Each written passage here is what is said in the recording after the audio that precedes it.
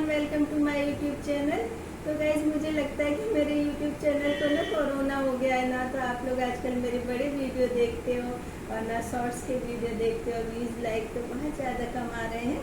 तो 3 तारीख गुरुवार से नवरात्रि शुरू हो रही है, तो आप सभी को नवरात्रि की ढेर सारी शुभकामनाएं। और मैं नवरात्रि के 9 दिनों का महत्व आपको बताती हूँ। तो गाइज हिंदू पंचांग के अनुसार इस वर्ष नवरात्रि गुरुवार से आरंभ हो रही है। तो इस वर्ष माता रानी का वाहन पालकी होगा और माता रानी का पालकी पर आना शुभ संकेत नहीं है और गृह युद्ध की संभावना बनी हुई है। महामारी का भी योग है। आर्थिक दृष्टि से भी देश भयंकर आपदाओं से गुजरेगा और किसानों को इस वर्ष भारी नुकसान की संभावना है। और एक वर्ग धर्म का जो है वो स्वच्छंद रूप से विद्रोह करेगा और जगह जगह दंगे फसाद, आतंकी हमले, आपसी मनमुटाव, देश के खिलाफ माहौल बिगाड़ने की साजिश हो सकती है। नवरात्रि में देवी माँ के 9 रूपों की 9 दिन पूजा की जाती है और 9 देवियों को पापनाशिनी कहा जाता है और ये मनुष्य के सभी विकार, काम, क्रोध, घृणा, ईर्ष्या, स्वार्थ को हर लेती हैं एवं व्यक्ति में स्नेह, निस्वार्थ त्याग, तपस्या, परिश्रम एवं ईमानदारी का निर्माण करती हैं। तो दुर्गा माँ के प्रथम स्वरूप को शैलपुत्री के नाम से जाना जाता है एवं तो पर्वतराज हिमालय के घर पुत्री के रूप में जन्म लेने के कारण इनका नाम शैलपुत्री पड़ा और इनका वाहन वृषभ है, इसलिए ये देवी वृषारूढ़ा के नाम से भी जानी जाती हैं। और इनके दाएं हाथ में त्रिशूल एवं बाएं हाथ में कमल सुशोभित है और ये सती के नाम से जानी जाती हैं।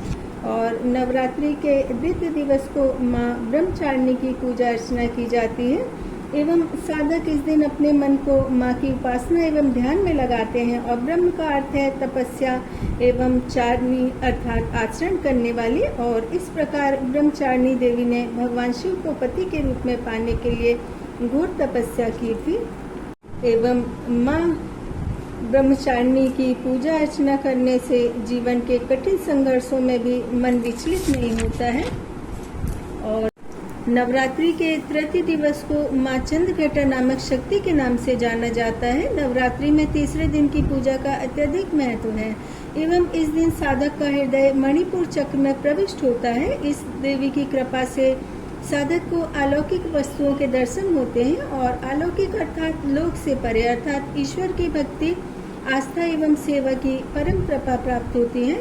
एवं चंद्रघटा देवी का मस्तक पर घंटे के आकार का आधा चंद्र है, इसलिए इस देवी को चंद्रघटा देवी कहा जाता है। इनके शरीर का रंग सोने की तरह चमकीला है और इस देवी के 10 हाथ है। ये खड्ग और अन्य अस्त्र शस्त्र से विभूषित हैं और सिंह पर सवार इन देवी की मुद्रा युद्ध के लिए उद्यत रहती है और इनके घंटे की भयानक ध्वनि से अत्याचारी, दानव, दैत्य और असुर कांपने लगते हैं। और इस देवी की साधना में वीरता और निर्भयता के साथ ही सौम्यता और विनम्रता का भी विकास होता है। नवरात्रि के चौथे दिवस को माता कुसमांडा के रूप में पूजा जाता है। अपनी मन हल्की हंसी के द्वारा अन्य यानी ब्रह्मांड को उत्पन्न करने के कारण इन देवी को कुसमांडा के नाम से जाना जाता है। और इस देवी की 8 भुजाएं हैं और इनके 7 हाथों में क्रमशः कमंडल, धनुष, बाण, कमल, पुष्प, अमृत कलश एवं चक्र गदा है। और 8वें हाथ में सभी सिद्धियों और निधियों को प्रदान करने वाली जप माला है और सूर्यलोक में रहने की क्षमता सिर्फ इन्हीं में है, इसलिए इनके शरीर की कांति और प्रतिभा सूर्य की तरह तेज है और ब्रह्मांड की सभी वस्तुओं और प्राणियों में इनका तेज व्याप्त है।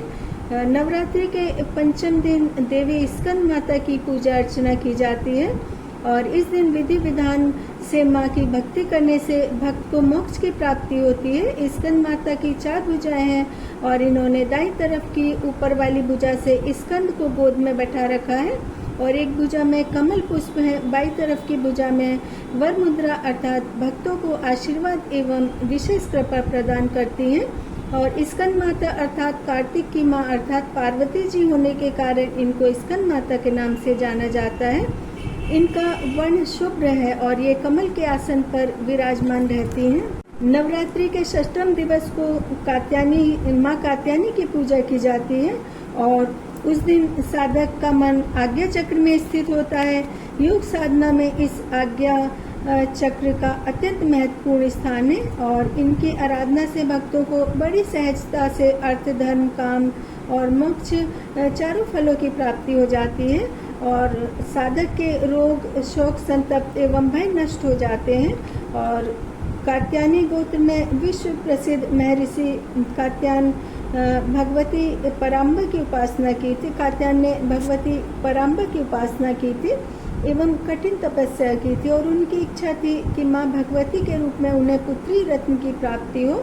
और ऋषि कात्यायन के घर में माँ भगवती का जन्म हुआ, इसलिए यह देवी कात्यायनी देवी कहलाई और इनका गुण शोध कार्य है। इसलिए इस वैज्ञानिक युग में भी कात्यायनी का महत्व सर्वाधिक हो जाता है एवं माँ कात्यायनी फलदायिनी है।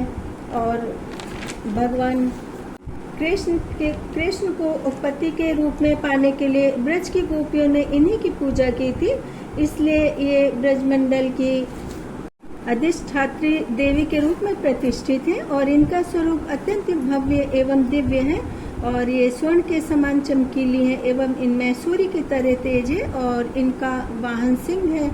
और नवरात्रि के सप्तम दिवस को माँ दुर्गा की सातवीं शक्ति कालरात्रि की पूजा की जाती है एवं इस दिन साधक का मन सहस्त्र चक्र में स्थित रहता है और साधक के लिए ब्रह्मांड की समस्त शक्तियों की सिद्धि के द्वार खुले रहते हैं। और माँ की इस शक्ति को कालरात्रि के नाम से जाना जाता है, अर्थात इनके शरीर का रंग घने अंधकार की तरह एकदम काला है और सिर के बाल बिखरे हुए हैं, गले में विद्युत की तरह चमकने वाली माला है और माँ अकाल मृत्यु से भी साधक की रक्षा करती हैं और इनके 3 ब्रह्मांड की तरह गोल नेत्र हैं और इनकी सांसों से अग्नि निकलती है। इनका रूप भले ही भयंकर हो लेकिन इनकी शरण में आकर पापी भी अपने पाप से मुक्त हो जाते हैं। इनकी सवारी गंधर्व है और देवी का यह रूप भक्तों को माँ की तरह वात्सल्य एवं स्नेह प्रदान करता है। और सप्तमी वाले दिन हवन में काले तिल का ज़्यादा से ज़्यादा प्रयोग करना चाहिए, इससे नेगेटिव एनर्जी देने वाले ग्रह समाप्त हो जाते हैं एवं छात्र या जॉब के लिए ट्राई करने वाले युवा अपने अध्ययन या जॉब से रिलेटेड वस्तुएं 1-2 घंटे के लिए देवी माँ की प्रतिमा के पास रखें और माँ का ध्यान करें, उनसे जीवन में सफलता के लिए आशीर्वाद प्राप्त करें एवं अविवाहित युवती लाल चूड़ी 1-2 घंटे के लिए माँ के पास रखें और माँ का ध्यान करके 1-2 चूड़ी अपने हाथ में पहनकर बाकी चूड़ी माँ की चुनरी में लपेटकर अपने घर के किसी पवित्र स्थान पर रख दें। नवरात्रि के अष्टम दिवस को माँ दुर्गा की 8वीं शक्ति महागौरी की आराधना की जाती है। इनका रूप एकदम गौरवर्ण है और इनकी उपमा शंख, चंद्र एवं कुंद के फूल से की जाती है और इनकी आयु 8 वर्ष की मानी गई है और इनके आभूषण एवं वस्त्र भी श्वेत हैं और इसलिए उनको श्वेतांबरा देवी भी कहा जाता है। और पति रूप में शिव को प्राप्त करने के लिए महागौरी ने कठोर तपस्या की थी, जिससे इनका शरीर काला पड़ गया था, किंतु तपस्या से प्रसन्न होकर भगवान शिव ने इनके शरीर को गंगा के पवित्र जल से धोकर एकदम श्वेत एवं सूर्य की तरह तेज चमकने वाला बना दिया और इनकी कृपा से अलौकिक सिद्धियां प्राप्त की जा सकती हैं। नवरात्रि के अंतिम अर्थात 9वें दिवस को माँ दुर्गा की 9वीं शक्ति सिद्धरात्रि की पूजा की जाती है। मान्यता है कि इस दिन साधक शास्त्रीय विधि विधान एवं पूर्ण निष्ठा के साथ साधना करने से सभी सिद्धियों की प्राप्ति होती है और हिमालय के नंदा पर्वत पर इनका प्रसिद्ध तीर्थ है। कहते हैं कि भगवान शिव ने भी इस देवी की कृपा से तमाम सिद्धियां प्राप्त की थी और इस देवी की कृपा से ही शिव जी का आधा शरीर देवी का हुआ। इस कारण शिव को अर्धनारीश्वर नाम से भी जाना जाता है। तो मैंने 9 देवियों का आपको संक्षिप्त में महत्व बताया और आप गुरुवार को व्रत रखें या फिर 9 दिन पूरी श्रद्धा एवं भक्ति से माँ दुर्गा की पूजा करें, आराधना करें, हवन करें और देवी माँ आपको मंगल कामनाएं एवं सुख समृद्धि प्रदान करें।